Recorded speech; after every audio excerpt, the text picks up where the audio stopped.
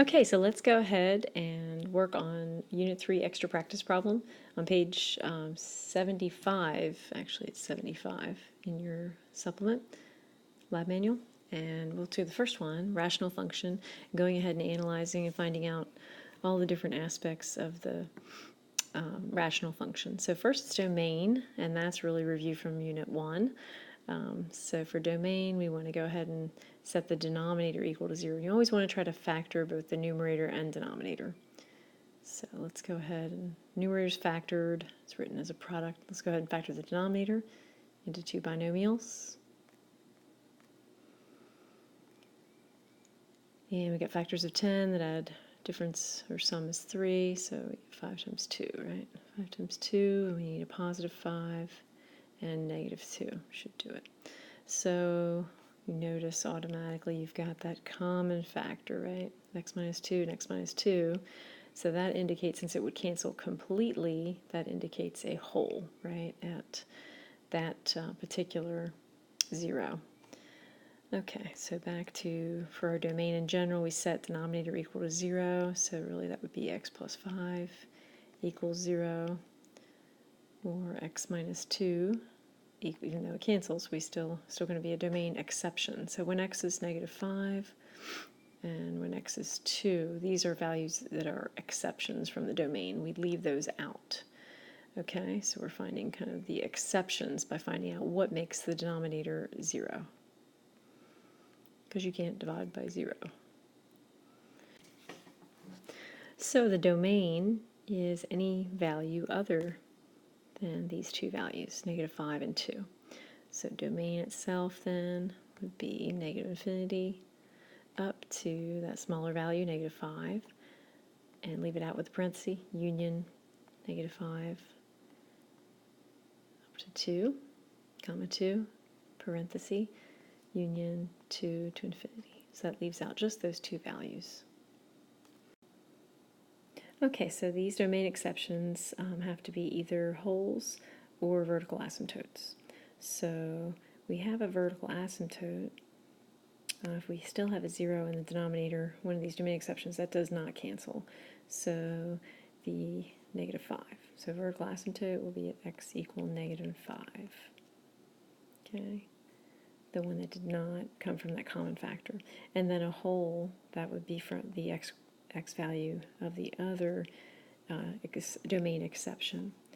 So at x equal 2. And then we need the y-coordinate of the whole. So 2 what? Where do we plot that whole with an open circle on the graph?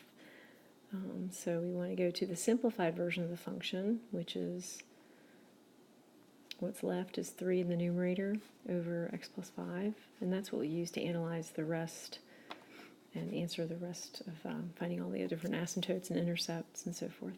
So to get that y value, we go ahead and put 2 in for x, and using this simplified version of the function, 3 over 2 plus 5, which gives me 3/7. And there's my y-coordinate of my whole, 3/7. So 2 3/7. Okay, so next we want to find out, is there a horizontal asymptote? And I use the simplified version of this function for all the other parts of it, horizontal asymptote or slant, x-intercepts, y-intercept, possible, and then sketching it. So I want to compare the degree of the numerator and denominator, right? So degree of the numerator is less than degree of the denominator. Degree of the numerator is 0 and degree of the denominator is 1.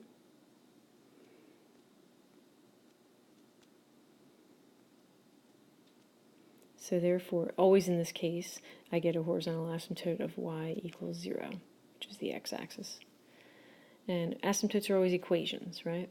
So there is no slant asymptote in this case because that only happens when the degree of the numerator is 1 larger than the degree of the denominator. So next we look at intercepts, right? So to get an x-intercept, we want to look at what would make the numerator 0, right? Because whatever makes the numerator 0 makes the whole thing 0. 0 divided by anything is 0. So set numerator equal to 0 and solve for x. Well, there's no x left in the numerator, right?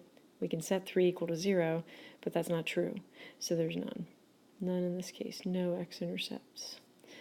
And then for the y-intercept, we do the same thing that we would for any function, right? We just set, let x be 0 and solve for y. So we want to evaluate f of 0.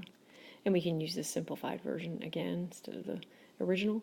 So 3 over 0 plus 5 will give me 3/5. So my y-intercept is a point, right? 0, comma, 3/5. And I can plot that on my graph. Okay, so let's recap here and go ahead and sketch a graph. So we know, collecting all the information that we just found out, we have a vertical asymptote at x equal -5. So here's our x-axis, our y-axis. So if this is x equal -5, I'll sketch that with a dashed line. And then our horizontal asymptote is the x-axis, so I'll kind of put a dashed on top of the x-axis to show that. And then we have our y-intercept 0, 3/5, so it's pretty small. So I'll go ahead and plot something here to stand for that one. And then I have 2 3/7. So over 2, mark this is about 2, and up 3/7, which would be less than 3/5, right? 3 out of 7, so a little bit less, and that's where my hole is. So showing that with an open circle, a little challenging there. I'll just do a little, try to do an open circle in there and make this one look a little darker here. Just a little bit above. Okay, so it looks like you can do more investigation, add more points in, but it looks like it would have to come down there to go through this y-intercept, and then this area where we have a hole right around it, and then be tending toward the x-axis. And likewise, over here then the other piece is usually in this, this region here, kind of catty corner to the other piece of your rational function. But you can always test with values less than -5 and make sure that that's where you're finding the other piece of your rational function.